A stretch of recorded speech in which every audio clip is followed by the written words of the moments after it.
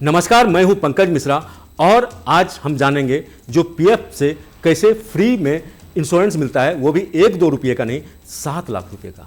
अगर आप नौकरी पेशा हैं और आपकी सैलरी से हर महीने पीएफ कटता है तो यह जानकारी सीधे आपके परिवार की आर्थिक सुरक्षा से जुड़ी है। ज़्यादातर कर्मचारी अपने पीएफ बैलेंस, ब्याज दर और निकासी नियमों पर नज़र रखते हैं, लेकिन उन्हें यह नहीं पता होता है कि पीएफ के साथ एक बीमा कवर भी जुड़ा होता है। यह कवर 7 लाख रुपये तक का हो सकता है, लेकिन यह फिक्स 7 लाख नहीं है। यह नियमों के अनुसार तय होता है और हर केस में अलग अलग हो सकता है। यह सुविधा ईपीएफओ की ईडीएलआई योजना के तहत मिलती है। ईडीएलआई यानी एम्प्लॉय डिपॉजिट लिंक्ड इंश्योरेंस। यह स्कीम ईपीएफ सदस्यता के साथ ही अपने आप लागू हो जाती है और कर्मचारियों से अलग से इसके लिए कोई भी प्रीमियम नहीं लिया जाता। इसके बावजूद हजारों परिवार जानकारी के अभाव में इसका क्लेम नहीं कर पाते। यही वजह है कि इस योजना को समझना बेहद जरूरी है। ईडीएलआई योजना साल 1976 में शुरू की गई थी। इसका उद्देश्य साफ था, अगर किसी कर्मचारी की सेवा के दौरान मृत्यु हो जाती है तो उसके परिवार को तत्काल आर्थिक सहायता मिले। यह किसी निजी बीमा कंपनी की पॉलिसी नहीं है, बल्कि यह पीएफ से जुड़ा सामाजिक सुरक्षा कवच है।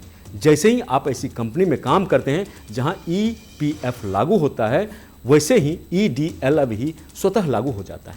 कर्मचारियों को अलग से आवेदन करने की जरूरत नहीं होती है। इसके लिए यह एक समूह बीमा योजना के तहत काम करती है, जो सभी सक्रिय पीएफ सदस्यों पर लागू होती है। खास बात यह है कि अतिरिक्त कोई शुल्क या प्रीमियम नहीं लिया जाता। नियोक्ता लगभग 0.50% का योगदान देता है, जिससे बीमा फंड तैयार होता है। फ्री में कैसे मिलता है 7 लाख रुपये का बीमा? सबसे बड़ा सवाल यही है कि क्या हर परिवार को सीधे 7 लाख रुपये मिलते हैं? जवाब है नहीं। 7 लाख अधिकतम सीमा है। नियम के अनुसार पिछले 12 महीने के औसत वेतन का 35 गुना दिया जाता है।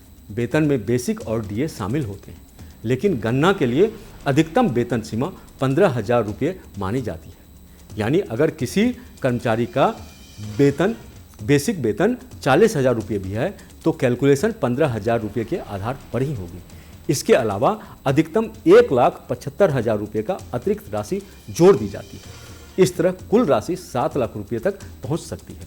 यानी यह स्वचालित 7 लाख रुपये नहीं है, बल्कि गणना आधारित राशि है। अगर किसी कर्मचारी का औसत वेतन 10,000 रुपये है तो 10,000 गुना 35 यानी 3,50,000 रुपये होंगे। इसमें अतिरिक्त राशि जोड़ देने के बाद कुल 7 लाख से कम रहेगा। इसलिए यह समझना जरूरी है कि वेतन के आधार पर राशि तय होती है।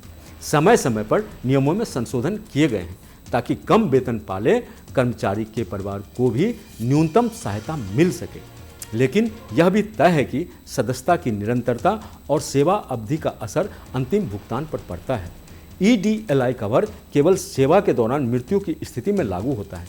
यानी अगर कर्मचारी नौकरी में सक्रिय था और उसकी सदस्यता चालू थी, तभी परिवार को लाभ मिलेगा।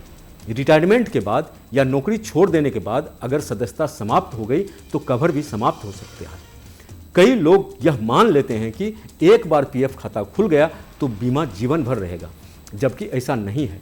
अगर नौकरी बदलते समय यूएन ट्रांसफर नहीं कराया गया तो लंबे समय तक योगदान नहीं हुआ तो कवर पर असर पड़ सकता है। इसलिए सदस्यता की निरंतरता इस योजना की रीढ़ है। नॉमिनेशन अपडेट नहीं किया तो कितना खतरा? कर्मचारी की मृत्यु के बाद सबसे पहला हक उस नॉमिनी का होता है जिसका नाम ईपीएफ खाते में दर्ज है। अगर नॉमिनी अपडेट नहीं है तो क्लेम प्रक्रिया लंबी हो सकती है। शादी या परिवार में बदलाव के बाद नॉमिनेशन अपडेट कराना बेहद ही जरूरी है। यूएन पोर्टल पर ई नॉमिनेशन की सुविधा उपलब्ध है। हजारों मामले ऐसे हैं जहां परिवार को पता ही नहीं होता कि पीएफ और उससे जुड़ा बीमा कवर मौजूद था। छोटी सी जागरूकता मुश्किल समय में बड़ा सहारा बन सकती है। अक्सर संकट के समय परिवार को कर्मचारी का यूएएन नंबर या पीएफ विवरण ही पता नहीं होता। इससे क्लेम में देरी होती है।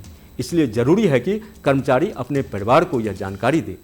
यूएन नॉमिनेशन कंपनी का विवरण सुरक्षित रखें। डिजिटल कॉपी भी सुरक्षित रखी जा सकती है। ईडीएलआई एक अतिरिक्त सुरक्षा परत है, लेकिन पूरी आर्थिक योजना का विकल्प नहीं। इसलिए जागरूकता ही सबसे बड़ा कवच है। क्या है क्लेम प्रक्रिया और कंपनी सहयोग ना करे तो क्या करें? अब सवाल उठता है कि अगर सेवा के दौरान मृत्यु हो जाए तो परिवार को क्या करना चाहिए? EDLI क्लेम के लिए आमतौर पर फॉर्म 51F EDLI क्लेम के लिए आमतौर पर फॉर्म 51F भरा जाता है। यह फॉर्म नॉमिनी या कानूनी वारिस भरता है। इसके साथ मृत्यु प्रमाण पत्र, पहचान पत्र, बैंक खाता विवरण और UN नंबर जमा कराना जरूरी होता है। कई मामलों में नियोक्ता का सत्यापन भी जरूरी होता है, क्योंकि कंपनी यह प्रमाणित करती है कि कर्मचारी सेवा में सक्रिय था। दस्तावेज पूरे हो तो प्रक्रिया तेज होती है। कुछ मामलों में कंपनी बंद हो चुकी होती है या प्रबंधन सहयोग नहीं करता। ऐसी स्थिति में परिवार सीधे EPFO कार्यालय से संपर्क कर सकता है। ऑनलाइन शिकायत प्रणाली भी उपलब्ध है। क्षेत्रीय कार्यालय में लिखित आवेदन दिया जा सकता है। जरूरी दस्तावेज उपलब्ध हो तो विभाग रिकॉर्ड के आधार पर प्रक्रिया को आगे बढ़ा सकता है। इसलिए क्लेम केवल कंपनी की इच्छा पर निर्भर नहीं है। अगर कर्मचारी नौकरी बदलता है लेकिन नई कंपनी में भी PF कट रहा है और UN ट्रांसफर हो गया है तो कवर जारी रहता है। शर्त यह है कि सदस्यता सक्रिय रहे। अगर नौकरी के बीच लंबा गैप आ गया और योगदान बंद हो गया तो कवर प्रभावित हो सकता है। इसलिए नौकरी बदलते समय औपचारिक ट्रांसफर जरूरी है। मृत्यु का कारण मायने नहीं रखता। EDLI योजना में मृत्यु कारण को अलग अलग श्रेणियों में बांटकर लाभ नहीं रोका जा सकता, चाहे मृत्यु बीमारी से हो, दुर्घटना से हो या प्राकृतिक कारण से हो। अगर कर्मचारी सेवा में सक्रिय था तो कवर लागू होगा। यह एक बड़ी राहत है, क्योंकि निजी बीमा योजनाओं में कई बार अपवाद होते हैं। यहाँ मुख्य शर्त सक्रिय सदस्यता है। EDLI को निजी जीवन बीमा से तुलना करना भी जरूरी है। निजी बीमा में प्रीमियम कर्मचारी खुद देता है और कवर राशि अपनी जरूरत के अनुसार तय करता है। EDLI में कर्मचारी से अलग प्रीमियम नहीं लिया जाता, लेकिन इसकी सीमा तय है। इसलिए विशेषज्ञ सलाह देते हैं कि कर्मचारियों को अलग से टर्म इंश्योरेंस भी लेना चाहिए, ताकि परिवार को पर्याप्त सुरक्षा मिल सके। EDLI एक अतिरिक्त परत है और पूर्ण सुरक्षा नहीं। समय समय पर सरकार ने EDLI की अधिकतम सीमा में संशोधन किया है, ताकि बदलती आर्थिक परिस्थितियों के अनुसार सहायता राशि पर्याप्त रहे। अधिकतम सीमा 7 लाख तय है, लेकिन वास्तविक गणना पर निर्भर करता है। कम वेतन वालों के लिए न्यूनतम सहायता का प्रावधान जोड़ा गया है, ताकि बेहद कम भुगतान की स्थिति ना बने।